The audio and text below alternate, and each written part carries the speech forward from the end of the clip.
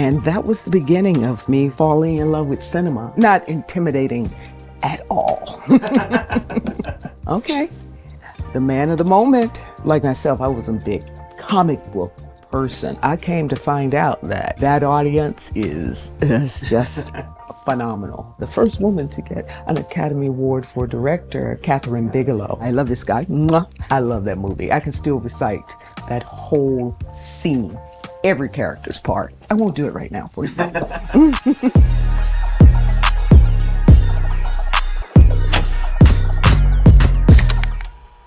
Welcome, Angela. Hi there.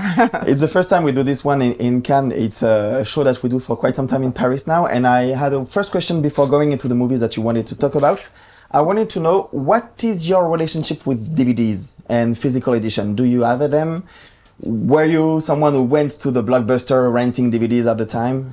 It was a thing? Absolutely. Went to the Blockbuster, recorded DVDs myself. Of course, then we graduated to the Red Box.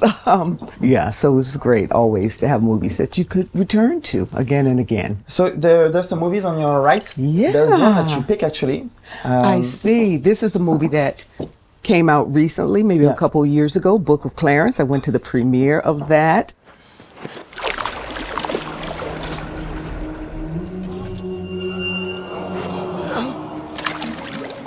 I really enjoyed it. I didn't know what to expect, but Lakeith Stansfield, love him as an actor. When I directed my first movie, Whitney, he came in to audition.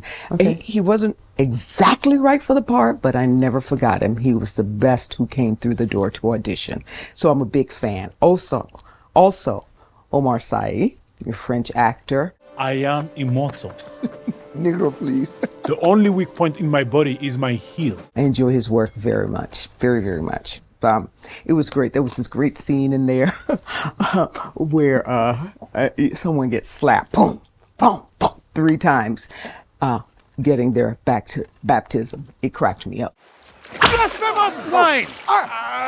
Stop that! Okay, let's see, what else you got here? Oh, Scream. Scream. Now, I wasn't in Scream, but I was in Music of the Heart. I did Midnight Cafe, and those were directed by the late, great, good man, Wes Craven. So he's dear to my heart.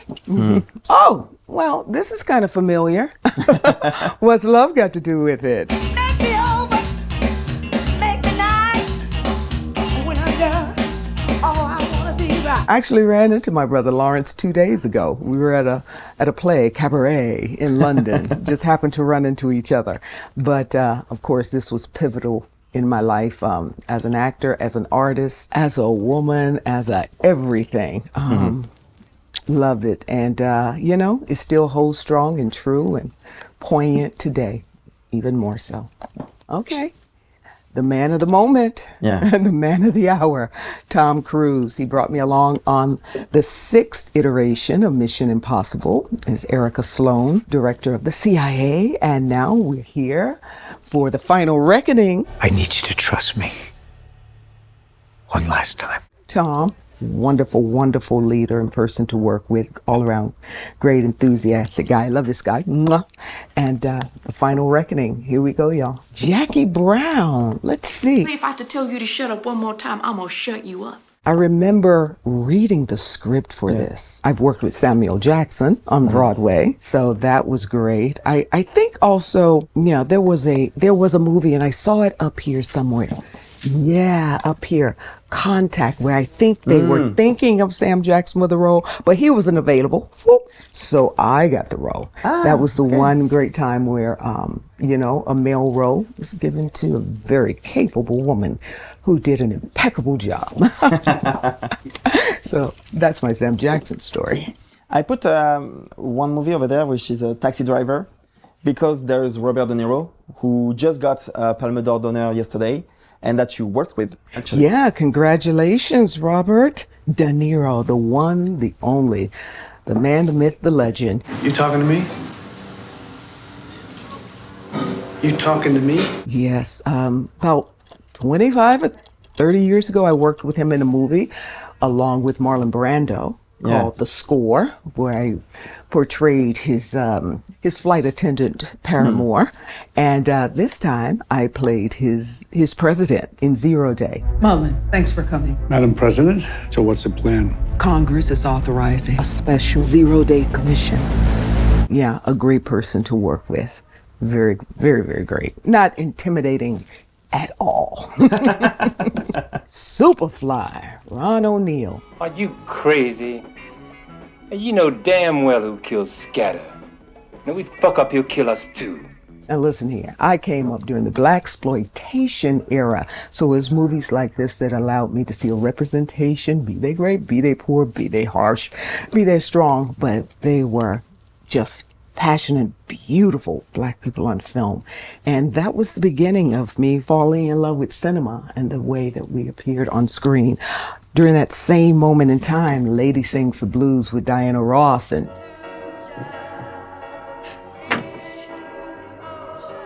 Richard Pryor and Scatman Carruthers, you know, who was phenomenal. You know, he was like, this where head is, won't be there when I get through.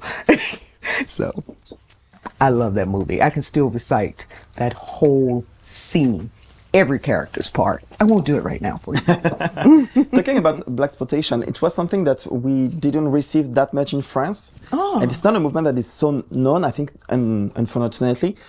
Well, you know, when I came up, I'm not surprised that you didn't receive it because they would tell us as artists, and I came around as a actor after this period, but they would tell us that, I mean, there wouldn't be a lot of Black period pieces, or it would be a certain budget, a certain low budget, because the overriding opinion was that our images and our movies did not travel across the seas. But not for long. They do today. As a matter of fact, this is one that travels very well. This one and absolutely this one, Black Panther, broke all kinds of box office. He leaves. So it shattered that myth. Or It was a different time, though, for Black Panther. Yeah, times change. Do you recall? Thankfully. Do you recall the emotion that you had reading the script, knowing the ambition of it, what it was telling about Black history and everything? Oh, I just know that just reading it, young filmmaker Ryan Coogler, you know, all these phenomenal actors, cast, crew in front of the camera, behind the camera, how extraordinarily talented, beautiful. The script was magnificent. We were telling this, you know, this tale of this world where Black people were beautiful and strong and capable, confident and self-sufficient, intelligent, that it was going to be a game changer. And for those who, now, like myself, I wasn't a big comic book person, but I came to find out that that audience is just phenomenal.